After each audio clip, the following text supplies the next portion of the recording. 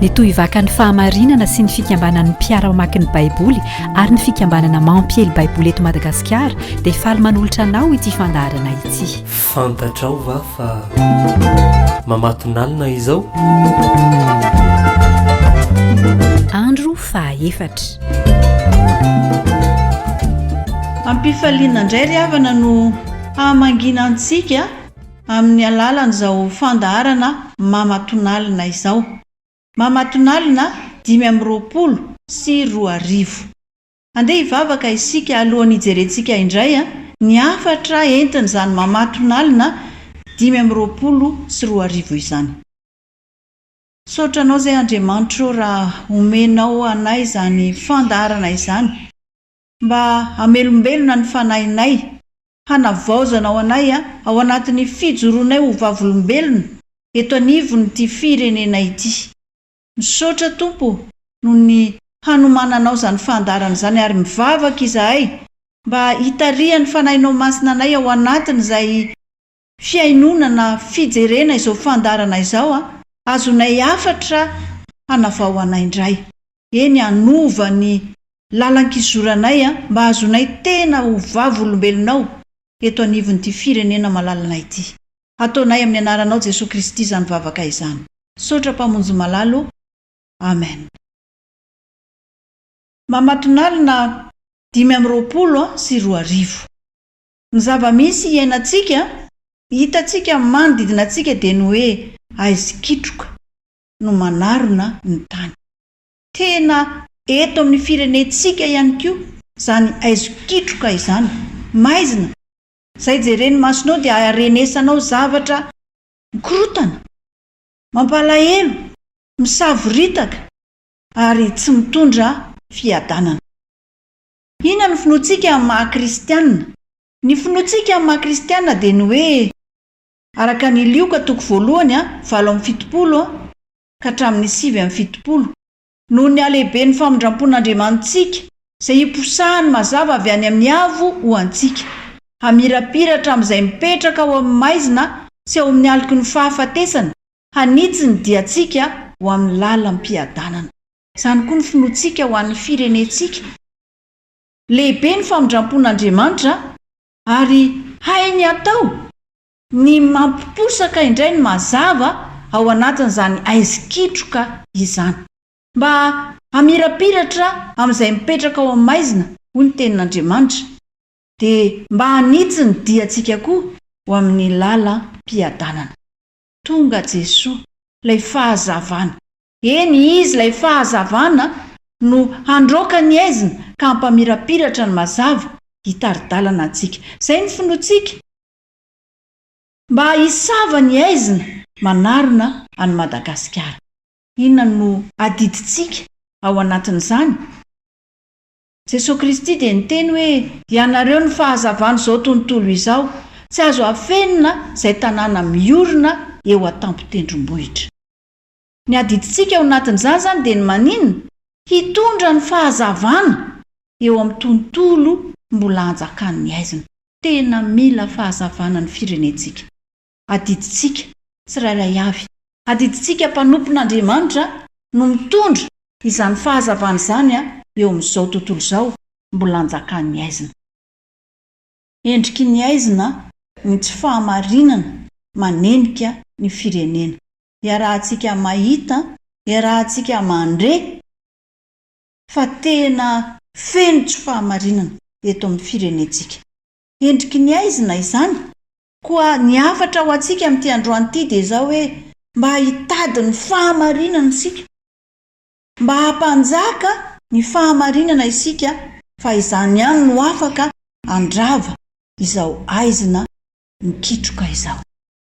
Ny tenin'Andriamanitra andraisantsika fampaherezana, andraisantsika baiko ihany koa amin'ity androany ity aza dia ny hoe sambatra ny nona sy mangetaeta ny fahamarinana fa izy no hovokisana. Araka ny Mateo 5:9. Sambatra ny nona sy mangetaeta ny fahamarinana fa izy no hovokisana. Ilay sambatra ambary eto dia sambatra araka ny hevitry Jesosy. tsika mantsy rehefa mieritreritra hoe sambatra dia amin'ny maha olombelona ny jerentsika azy hoe sambatra ihanina fa manan-karena, sambatra ihanina fa mananjanaka maro, sambatra ihanina fa izao sy izao. Dia ny zavatra hitantsika amin'izay dia ny ara-nofo sy izay hitany masontsika eto amin'ity tontolo, eto amin'ity izao tontolo izao ity, eo amin'ny tontolo manodidina antsika. Fa ilay sambatra araka ny hevitry Jesosy dia hafa noho izany. Sambatra ao anaty, sambatra lalina fa tsy ivelambelana ka mandalo ihany. Fahasambarana mitoetra, tena fahasambarana mampaheriny ao anaty, mitondra fifaliana, mitondra fiadanana, mitondra faharavoravoana mihitsy ao anatintsika. Izay ilay sambatra araka ny hevitry Jesosy. Dia izay resahana eto ilay sambatra izay tena fahasambarana. Ary tena fahasambarana feno ny mahatratra izay hevitr'Andriamanitra izay. Sambatra araka ny hevitr'Andriamanitra. Tena fahasambarana amin'ny maha olona manontolo izany. Any amin'ny ato fanahinao mahatsiaro fahasambarana. Dia ho ilay tenin'Andriamanitra hoe sambatra ny noana sy mangetahita ny fahamarinana fa izy no hovokisana. Noana sy mangetaheta manambara tena lalina koa izany. Ny noana mantsy ny anohanana izany na ny hetaheta dia filana fototra. Filana fototra ao amin'ny zanak'olombelona izany. Fa rehefa noana ny zanak'olombelona na mangetaheta ny zanak'olombelona tonga dia manery hetsika. Avy hatrany izany rehefa noana dia lasa mitady hany koa hanina. Manery anao hetsika na ao anatinao izany na eny ivelany izany. Izay rehefa noana sy mangetaheta ianao. Dia izay ilay lazain'ny tenin'Andriamanitra hoe noana sy mangetaheta. Manery ny ao anaty ilay izy. Ny eo ivelany ihany koa. Dia mahatery ho lahara-pahamehana eo amin'ny fiainana. Noana, mangetaheta, tsy misy olona mijanona ho noana sy mangetaheta dia mijanona ho noana sy mangetaheta eo. Fa rehefa noana sy mangetaheta eo dia mitaky-hetsika izany. Ary izay mihitsy ilay tenen'ny Tompo eto. Sambatra noana sy mangetaheta. Izany hoe tena mitady, tena mikatsaka izay hamoky izany hetaheta izany. Saingy ny antony hetaheta araka ny ambaran'ny tenin'Andriamanitra dia ny hoe noana sy mangetaheta ny fahamarinana. Tsy le hoe noana sy mangetaheta hanina hohanina izany na rano hosotroina, fa mihoatra noho izany. Fahamarinana ny mahatery, fahamarinana ny manery ao anaty, fahamarinana no tadiavina sy katsahana sambatra ny olona. Izay noana sy mangetaheta ny fahamarinana. Haintsika loatra ity tenin'Andriamanitra ity hoe ny fahamarinana manandratra ny firenena. Fa ny ota kosa dia fahafahambaraka amin'ny olona. Araka ny ohabolana 2:4-7. Ny fahamarinana manandratra ny firenena. Mino isika rehetra izao dia te ahita an'izany hoe Madagasikara misandratra izany. Madagasikara misandratra.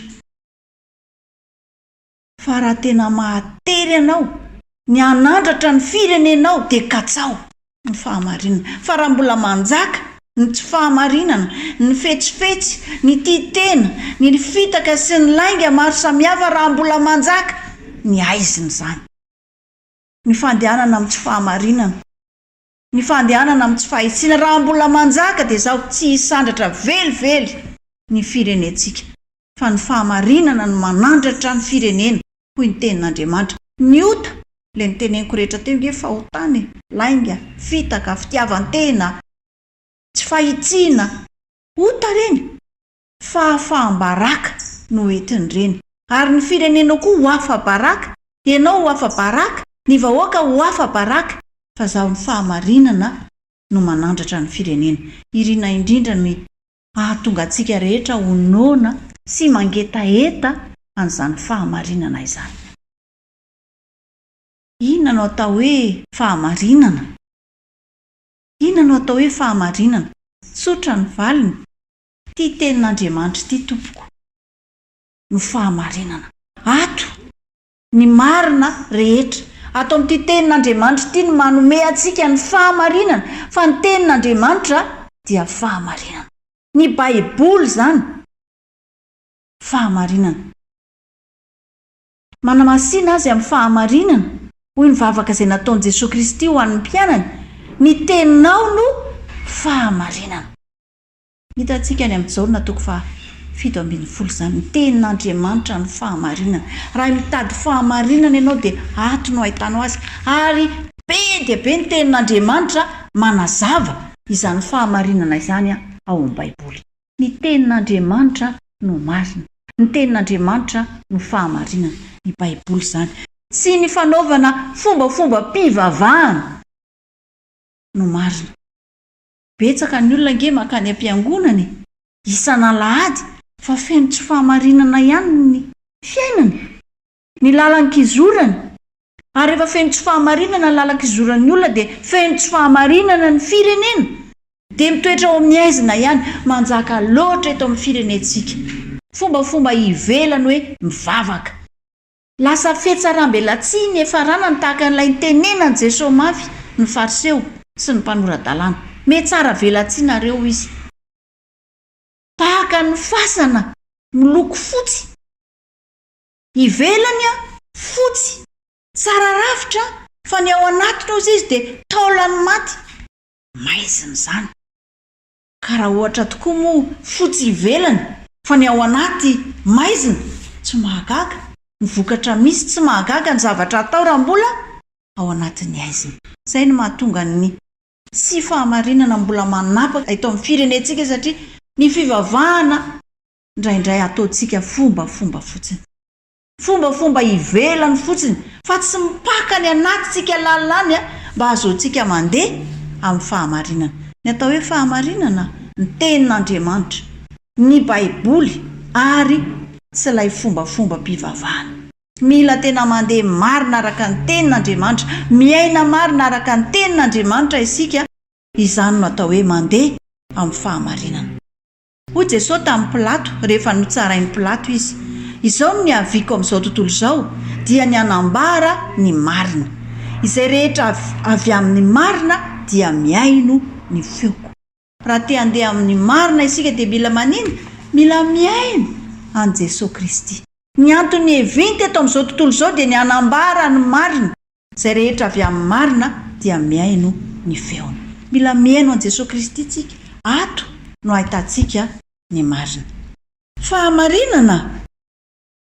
Hoy Jesosy tamin'ny vahoaka izay niaino azy, izao ny lalana sy fahamarinana ary fiainana. Tsy misy olona mankany amin'ny ray afa-tsy amin'ny alalako. Jesosy koa zany ilay fahamarinana. Satria nge Jesosy tokoa ilay teny tonga nofo e. Ny tenin'Andriamanitra dia fahamarinana. Ny tenin'Andriamanitra dia manambara an Jesosy Kristy, Jesosy Kristy koa no fahamarinana. Izao ny lalana sy fahamarinana ary fiainana. Tsy misy olona mankany amin'ny ray afa-tsy amin'ny alalako. Fahamarinana Jesosy, ao amin'ny Jesosy Kristy ny fahamarinana. Mila an Jesosy ny fiainantsika. Tsy rairay avy, na ny mpitondra firenena, na ny vahoaka entina, mila manana an Jesosy ao anaty. Jesosy no fahamarinana. Fahamarinana. Tamin'i Jesosy Kristy nombona tamin'ny hazo fijaliana, no nanehoan'Andriamanitra zany fahamarinany izany. Hoy ny tenin'Andriamanitra ny amin'ny Salamo 5:20-20. Miaona ny famindram-po sy ny fahamarinana, mifanoroka ny rariny sy ny fihavanana. Teo amin'ny hazo fijaliana tompoko no tanteraka izany. Famindram-pon'Andriamanitra no nanolorany zanan'ilay tokana ho faty omboana eo amin'ny hazo fijaliana ho fanavotana izao tontolo izao. Fa fahamarinan'Andriamanitra koa nanomboany ny zanan'ilay tokana teo amin'ny hazo fijaliana, satria tsy maintsy misy raha latsaka vao misy famelan-keloka. Tsy maintsy misy avitra ho an'ny fahotana. Noho izany ny zanany no natolony ho avitra noho ny fahotantsika. Tanteraka ny fahamarinan'Andriamanitra marina izy. Tsy maintsy manameloka ny fahotana. Tsy maintsy misy fahafatesana ny tambiny ota. Dia ny fahafatesany zanan'ilay tokana no nataony tambiny fahotana izao tontolo izao, andraisantsika ny famonjena. Fahamarinan'Andriamanitra zany, sady marin'Andriamanitra no namindra fo Andriamanitra. Sambatra, ninona sy mangetaeta ny fahamarinana. Zany fahamarinana zany tompoko no irina indrindra hampangetaeta atsika, anona atsika. Marina fa ny tontolo manodidina atsika dia ao anatiny tsy fahamarinana, ary malahelo ny fonao. Zay aloha ny tokony ho izy, tokony tena alahelo ny fontsika mahita ny tsy fahamarinana mihoapapana eto amin'ny firenetsika.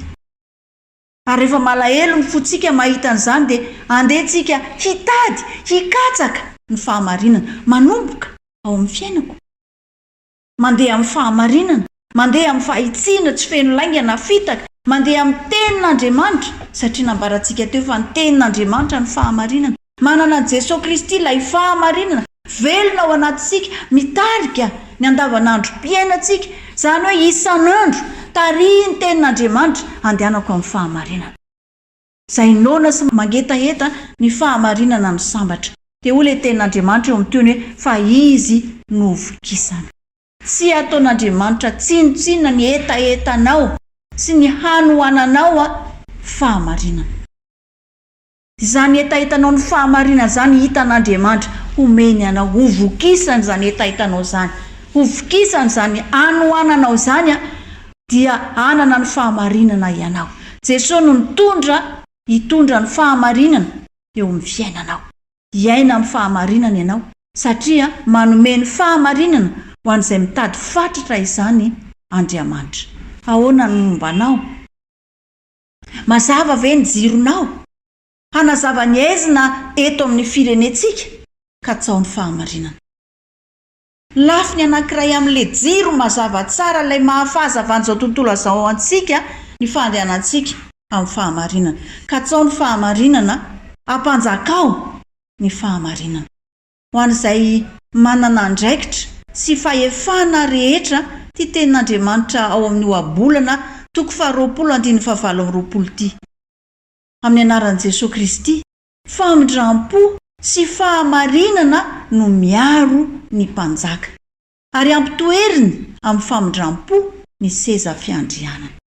Afatra lehibe izany ry havako. Miaraka ny famindram-po sy ny fahamarinana ianarantsika amin'Andriamanitra araka ilay teniny nambara tamintsika teo aloha.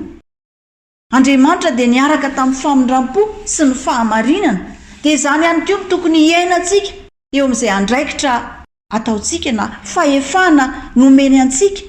Izany no miaro ny mpanjaka.